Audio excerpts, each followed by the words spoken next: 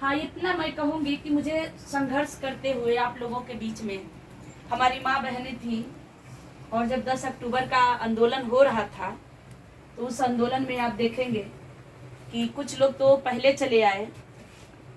साथियों, जो आंदोलन हमें करना क्यों पड़ा, सबसे पहले तो ये है कि आंदोलन हम कर क्यों रहे हैं, आंदोलन करने की क्यों जरूरत पड़ी। क्योंकि आज के जो जितने नेता हैं, जो भी नेता है, मैं किसी एक नेता की बात नहीं कर रही हूँ, किसी भी जाति धर्म का हो, किसी भी पार्टी के नेता हो, सारे नेता सिर्फ हिंदू मुस्लिम का कार्ड खेल रहे हैं या धर्म का मंदिर मस्जिद का कार्ड खेल रहे हैं। ठीक है, हम उनके बताएंगे तभी थोड़ी ना हम पूजा करेंगे। भाई, पूजा तो हमारे बाप दादा सदियों से करते आए हैं, आपके बताने से थोड़ी ना हम पूजा करेंगे। हमको कोई भी एक नेता नहीं मिलता है, चाहे आप लोग, हो सकता है आप लोगों को मिल रहा हो, कि जो हमारे बेरोजगारी पे बात कर रहा है। कोई कर रहा है? कोई एक नेता ऐसा नहीं दिख रहा है जो हमारे बच्चों के शिक्षा पे बात कर रहा है।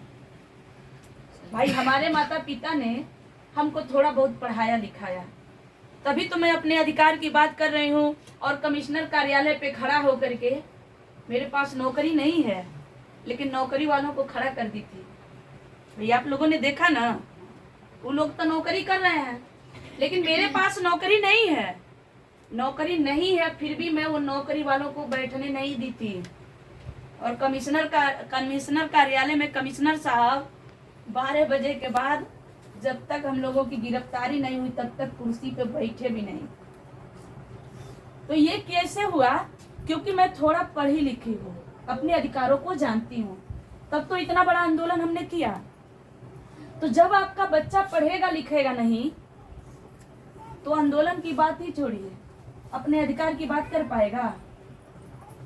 एक बात मतलब बुरा मत मानिएगा, आप में से बहुत सारे लोग पढ़े लिखे नहीं हैं, बहुत सारे लोग पढ़े लिखे नहीं हैं, तो आपको कैसे पता? आपको पता है कि आपको आपका अधिकार क्या है? कुछ पता ही नहीं है। बस हमको यही पता है कि भाई मैं किसी की बीवी हूँ, किसी की माँ हूँ, किसी की बहन हूँ, खाना बनाना है, अब मजदूरी लगेगा तो करना है, खाना सो जाना, इसके सिवा कुछ पता है? और ज्यादा से ज्यादा होता है जब तकलीफ होती है, किसी बात, हर बात में हमें तकलीफ होती है, तो हमारे बाप दादा बड़े प्यार से हमें कहते हैं कि बाबू का करबा, बहनी का करबू, बड़का छोटका तू पर से बना कर। हम ये कहते हैं कि बड़का और छोटका मतलब बड़े लोग जो हैं, अमीर लोग, हम गरीब लोग ऊपर से बना कर आए हैं। क्यों? क्योंकि उनके पता नहीं होता है कि उनकी अधिकार क्या है। हम बड़े छोटे नहीं है चाचा जी। बाबा साहब ने संविधान बनाया तो बराबरी का, हर क्षेत्र में बराबर का अधिकार दिया है, जिसमें आप देखेंगे वोट का अधिकार, जैसे अभी हमारे बड़े भाई बता रहे थे, वोट का अधिकार।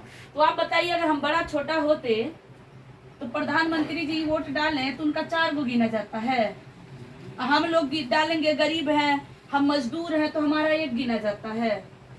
या उनके वोट डालने का कीमत बड़ा होता है, जिनके तरफ उनका वोट रहेगा वो जीत जाएगा, हमारे हम वोट डालेंगे उसके तरफ नहीं जीतेंगे, ऐसा नहीं है ना।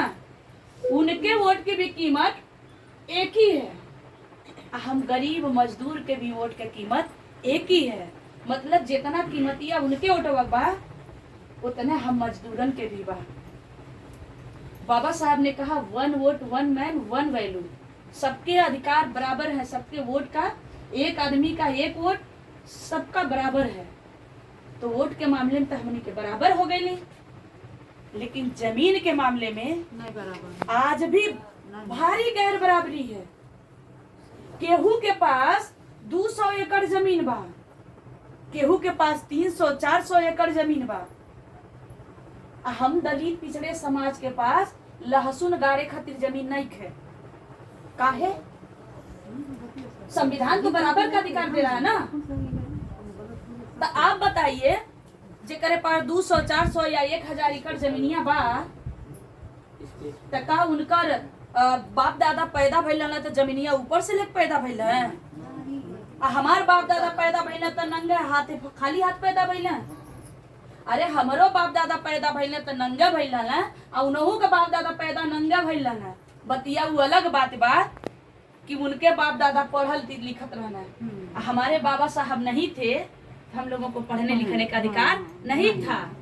दादाजी को लोगों को पता होगा, या दादी जो है इन लोगों को पता होगा कि इन लोगों के जब पिताजी रहे होंगे तो उन लोगों के पास थोड़ा जमीन हिस्से में आई थी। जैसे जब अंग्रेज गए छोड़ करके, तो हमारे लोग लड़ रहे थे आजादी के लिए, अपना खून बहा रहे थे, अपना गर्दन कटवा रहे थे, और ये चोर लोग जाके मुखबिरी करते थे। हम कैसे मारे जाएंगे, कैसे हमारी कमजोरी, वो बताते थे अंग्रेजों को। तो अंग्रेज गए तो उनको जमीन देते गए, और कुछ जमीन हिस्से में हमारे आई। तो आपको पता होगा दादी वादी को कि बीड़ी के पियाई में, तंबाकू खियाई में, सत्तू पियाई में जौन जमीनिया बचल रहे वो लोग अंगूठा लगवा के ले ले, वो जमीनिया ले लेना। काहे कि हमरे लोगन के बता देना कि देखा ये कन्नी दुवन्नी चवन्नी अठन्नी कह के इतना ज्यादा पैसा बता देना कि तोहरे ऊपर कर्जा हो गइल बा कि तू तो गुलामी करबा, और आए वाला तुम्हारे साथ खानदान गुलामी करी, तब जाके हई कर्जवा कटी। ये डर से, क्योंकि हमारे लोग पढ़े लिखे नहीं थे ना, तो हमारा बच्चा गुलामी न करे, उनको नहीं पता था कि हम अपना गला कटवा रहे हैं अपने बच्चे का। तो अपने बचवन के बचावे खातिर के उ जो जमीनिया उनके लगे रहल तो उनके अंगूठा लगा के दे देना। अब क्यों लिखवा ले का सतुआ पिया के लिखवा ले, काहे से अब हर गांव घरवा में बाबा साहब के संविधानवा की वजह से पढ़े लिखे ले बच्चे। आज संविधानवा ही खड़ा होता है, जब वो लिखे जाइए तो वहाँ 10 बार वहाँ रजिस्ट्रार पूछला कि अपने मर्जी से लिखा था या जोर जबरदस्ती से लिखा था। तो अब नहीं ले पाई है, लेकिन क्या करी, अब तो हमारे हाथों में जमीनिया नहीं आई। इसलिए साथियों हम लोग पिछले 3 साल से जमीन के लिए लड़ रहे हैं। 17 दिसंबर 2022 को जब हम आंदोलन किए, तो जब आंदोलन किए तो सरकार पहली बार हिल गया। पहले तो जब आंदोलन का हमने आगाज किया तो उनको लगा कि क्या करिए, 200-400 लोग आदमी आई हैं, आई 200-400 आदमी तो शहर में हेरा जाई हैं। उनके तो पता नहीं रहा कि हम गांव-गांव जाके वो सोचत रहे कि हम 5 किलो रसनवा देते हैं तो ये लोग जनता पूरा खुश बा। आई लोग जमीन के लिए, तो जमीन का क्या मतलब, अधिकार का मतलब इनके क्या पता बा, ये लिए वो लोग निश्चिंत रहना। अब भैया 2 मिनट।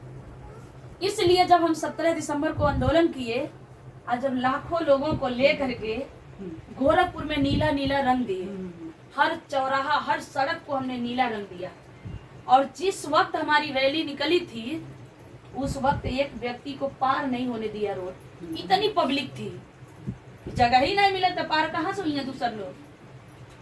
तो सरकार के अखिया ढक्कने नहीं खुल गई, अरे बाप रे ई का हो गई, 5 किलो राशन लगा तो फेल होता। तो जानते हैं का कि ये श्रवण कुमार निराला जी के बिना कोनो नोटिस, बिना कोनो बात विचार के 22 दिसंबर को, हम 17 दिसंबर को आंदोलन करते हैं और 22 दिसंबर को 4 बजे जाके उनका घरवा सीज कर दिए। सब ठंडिया में उनका घरवा सील मतलब सीज कर दिए। और उनकी माँ बीमार है, कैंसर की पीड़ित हैं श्रवण कुमार निराला जी की, उनकी बच्चे हैं, पत्नी भाई बहन सबको निकाल दिए और बोले कि घरवा पे लोन बा घरवा पे।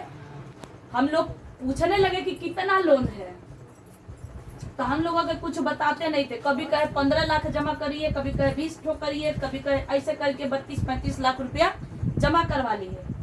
और करे बाद भी क्या कहने लगे, ई बतावा हाई इतना जनता के तू कहाँ से ले आया, हाई इतना बड़ा आंदोलन करे खातिर अपन बैंक डिटेल दा, कितना तुहार खाता बा।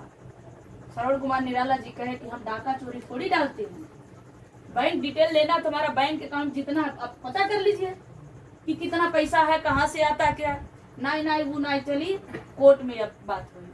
तो उनका जो मनसा रहल कि भाई अगर कोई इंसान किसी एक व्यक्ति पे हमला करता है तो आदमी सह जाता है, लेकिन जब अटैक घर पे होता है तो आदमी सर से पांव तक हिल जाता है।